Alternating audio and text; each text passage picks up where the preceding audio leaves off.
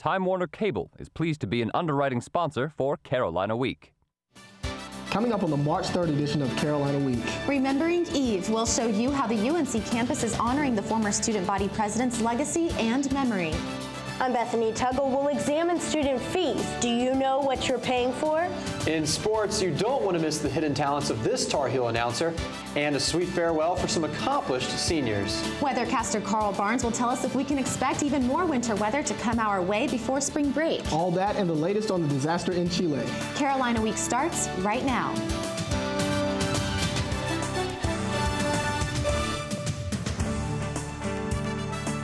From the James F. Goodman Studio in the School of Journalism and Mass Communication at the University of North Carolina at Chapel Hill, connecting campus and community, this is Carolina Week. UNC faculty, staff, and students are honoring Eve Carson's legacy. Good evening, I'm Chris Neal. And I'm Andrea Blandford. Thanks for joining us. It's been almost 2 years since we said goodbye to the former student body president. The memories of that terrible day still linger, but so do the fond memories of everything Eve Carson brought to the Carolina community. It's been 2 years since Eve Carson, former student body president, was murdered in Chapel Hill on the morning of March 5th, 2008. Yet for some, in many ways, it's like it was yesterday. Former Chancellor James Measer worked with Eve while she was in office. I, Eve Carson, do affirm.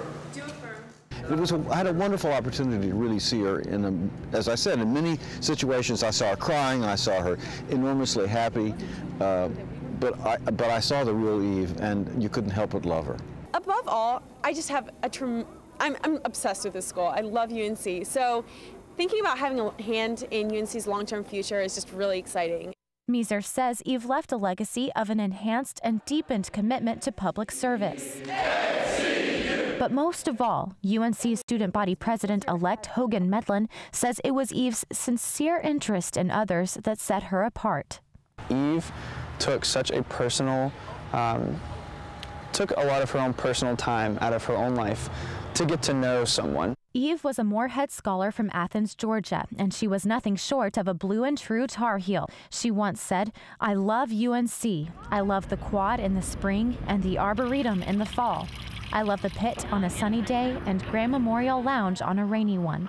But she said, above all else, it's us, the student body, who make UNC what it is. Medlin says Eve was the reason he got involved with student government as a freshman, and says her life inspires him and many other students still today. So many people have taken the personal initiative to sort of fill in the gap that's been there since Eve's death. Maybe, they don't know personal stories, or they don't really know much about her, but what they do know is they know that she embodied something that this university is striving to pursue in all of its students, and that's what we mean by the Carolina Way.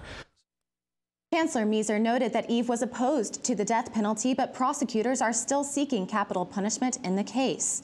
Attorneys for one of the men accused of Carson's murder, Demario James Atwater, are still trying to get his trial moved out of state. They're now subpoenaed local media accounts of the case in an effort to show that their client wouldn't get a fair trial in North Carolina. They want the judge to move the trial to Virginia. Instead, there's a hearing about the subpoena next Wednesday in Winston-Salem. The university will honor Eve Carson tomorrow with the dedication of the Eve Marie Carson Memorial Garden. Elizabeth Lamb joins us from the garden. Elizabeth? Chris, the garden is located right here behind the Campus Y in Polk Place, right in the heart of campus. The garden has this seating area, which features a blue stone seat set in a traditional campus Chatham stone wall. Carson's favorite seasonal plants and flowers surround the bench and the inscription wall. Inscribed is a memorable quote from Carson: "Learn from every single being, experience, and moment. What a joy it is to search for lessons and goodness and enthusiasm in others." We certainly found joy and goodness in her enthusiasm. The garden will be a place to honor all Carolina students who pass away before graduation. Again, the dedication will be here tomorrow at 4. Okay, so Elizabeth, who can we expect to be at the ceremony? Well, Chris, we can expect Chancellor Holden Thorpe, UNC Board of Trustees Chair Bob Winston, and current student body president Jasmine Jones to be in attendance. It's sure to be an emotional time for everyone. That's Elizabeth Lamb at the new Eve Carson Memorial Garden. Thanks. One thing Eve fought for during her time as SBP was to make sure students have a better understanding of what they pay for. Bethany Tuggle joins us live in the satellite studio. Bethany, now that includes tuition increases and that whole process, but what else is there? You can add student fees to the list, Andrea. Eve was instrumental in getting information like this on the web, which shows that many of us pay for things we never take advantage of. UNC junior Katie Puttkammer had to take time off from school to save up money for her tuition. Now she works a part-time job and still has to take out loans to cover all the costs of being a student. It's really hard to keep all your, finances together when you're doing it all by yourself. In addition to paying tuition, Puttkammer also has to pay student fees totaling more than $1,400 a year for things she rarely or never uses. For example, an education and technology fee, $409 covering things such as labs on campus.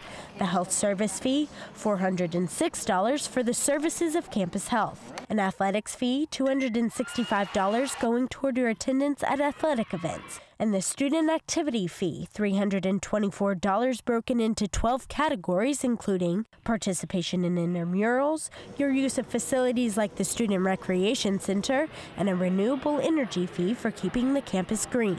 Assistant Vice Chancellor for Finance at Carolina, Roger Patterson, co-chairs the fees committee and compares student fees to taxes. There are many things services I pay for through taxes that some of which I may directly benefit and others I do not. So yes, all students do pay, even though they may choose or not end up using that service.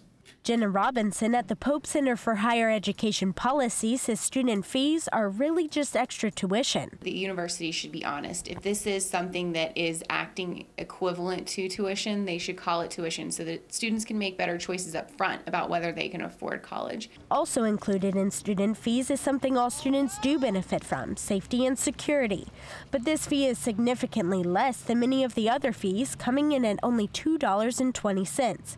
For instance, we all pay $12.81 for the child care services fee that fewer than 50 students benefit from. I don't have kids, so why am I paying for that? To me, it just doesn't make sense. If you're not going to take advantage of it, I don't think you should have to pay for it. Protect education, and students will be protesting against tuition increases. Some of them might want to protest against student fees as well. And let's hope they do, Bethany, but once a fee is on the books, can the student body get rid of it? There's a way to do that, Andrea, but it's not easy and rarely happens. We'll explore that part of the story after spring break. Well, we're looking forward to it. That's Bethany Tuggle live in the satellite studio. Thanks, Bethany. Information tonight about a fire that destroyed the home of several UNC students. Investigators say a cigarette caused the fire that destroyed this house right here. Take a look at 506 Church Street Monday afternoon. The fire was so hot it melted the front of these cars. After putting the fire out, the Chapel Hill Fire Department found evidence of smoking materials on the porch where the fire started. 4 Carolina students lived in that house. Damage is estimated at $100,000. While UNC students are looking forward to spring break, several students studying abroad in Chile are experiencing an unplanned break from classes. Carolina Week reporter Adam Yosem is here in our studio with more. Adam? Chris, one of the study abroad programs, SIT, is a program of world learning. Many of these students are learning firsthand what it's like to live through an 8.8 magnitude earthquake.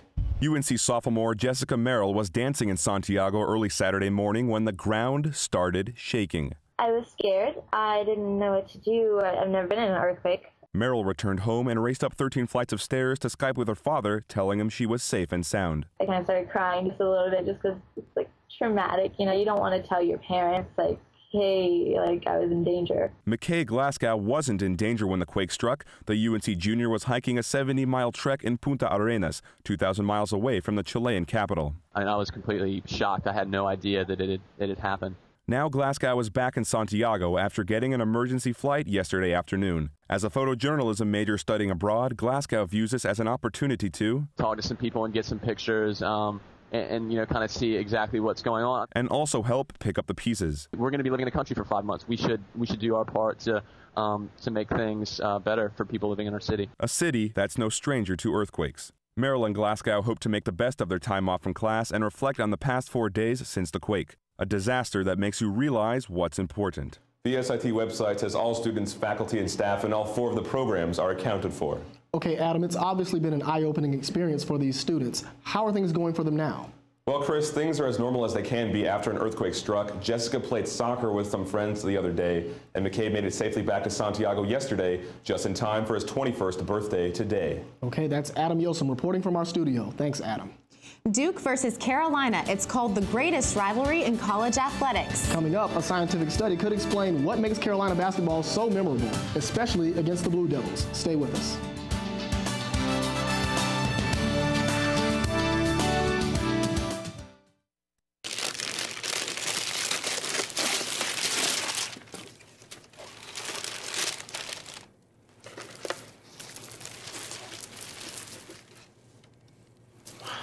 I remember how much you said you liked wine. Oh.